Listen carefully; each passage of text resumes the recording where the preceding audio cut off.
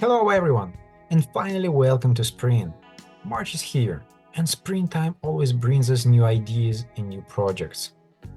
February was full of market events, market updates, product and technology news, so it was truly semiconductor month. But March will bring us even more. So many changes and challenges are ahead for power semiconductors industry, and I'm very excited to be part of it. As usual, I advise you to follow Power Semiconductors Weekly media platform to stay up to date with power semiconductors industry.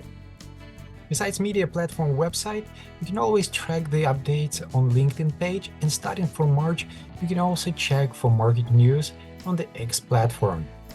I also remind you, if you want to see your news or company updates at Power Semiconductors Weekly platform, you can send your material to news@powersemiconductorsweekly.com. All news are published for free, but keep in mind that it should be related to power semiconductors industry. And for those who want to get extra attention and to stand out in the crowd, there are several exclusive options to choose from. So you just can message me on LinkedIn or send an email to news@powersemiconductorsweekly.com to get more information.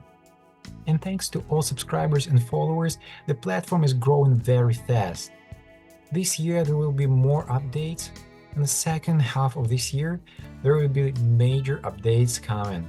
So stay tuned. And now, let's check what is new in power semiconductors industry. Given the previous several years of quite active mergers and acquisitions in power semiconductors market, and especially in silicon carbide and gallium nitride, we may expect further activities in this field in 2024. Recently, I had a poll to find out what my industry colleagues think, and as expected, majority looks forward to more big news this year. I'm as well looking forward to more market activity and further consolidation. Discover the power electronics industry's thriving landscape at the second Power Electronics International Conference and Exhibition on April 16 to 17 in Brussels. With soaring sales of silicon devices and explosive growth in silicon carbide and gallium nitride technologies, the industry is filled with optimism. Join Power Electronics Conference for 2 days of insightful talks and panel discussions, where you will delve into the factors driving the industry boom and address emerging challenges. In addition to enlightening conference sessions, Power Electronics International Conference offers networking opportunities to connect with industry leaders. With 3 conferences, over 700 delegates, over 80 exhibitors and 120 presentations, and extensive networking possibilities, this is the premier global event for compound semiconductor and power electronic technologies. And now let's check top 5 power semiconductors news in February. Infineon Technologies and Honda Motor have signed a memorandum of understanding to build a strategic collaboration. Honda selects Infineon as semiconductor partner to align future product and technology roadmaps. Infineon will support Honda with technologies to enable competitive and advanced vehicles. The technical support will focus on the area of power semiconductors, advanced driver assistance systems, and the other crucial components, where both parties will collaborate on new architecture concepts. The electrification of everything is driving the widespread adoption of silicon carbide technology in medium to high voltage applications like transportation, electric grids, and heavy-duty vehicles.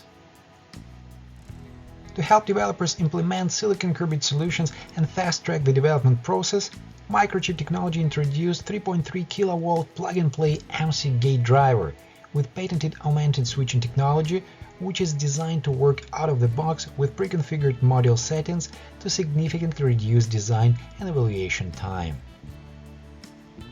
Infineon Technologies and ASE Technology Holding announced that the definitive agreements were signed under which Infineon will sell 2 back-end manufacturing sites, one in Philippines and one in South Korea, to 2 fully owned subsidiaries of ASE, a leading provider of independent semiconductor manufacturing services in assembly and test.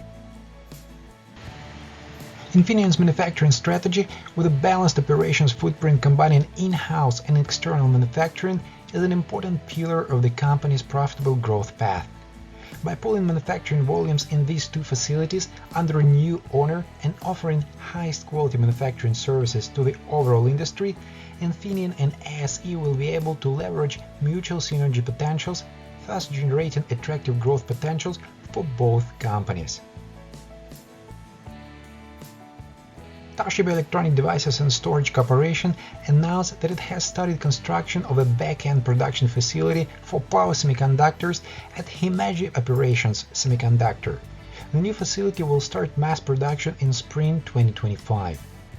Toshiba will promote smart factory initiatives that bring automated transportation systems into manufacturing processes, promote work efficiency through adoption of RFID node tags, and improve the accuracy of inventory management. Qorvo announced 4 1200-volt silicon carbide modules, 2 half-bridge and 2 full-bridge, in a compact E1B package with RDS(on) started at 9.4 mA. These highly efficient silicon carbide modules are excellent solutions for electric vehicle charging stations, energy storage, industrial supplies, and solar power applications. And that's a wrap. Thank you all for your time today, and see you next month. Stay tuned and follow the latest Power Semiconductors market updates at powersemiconductorsweekly.com and our LinkedIn page. Have a great March!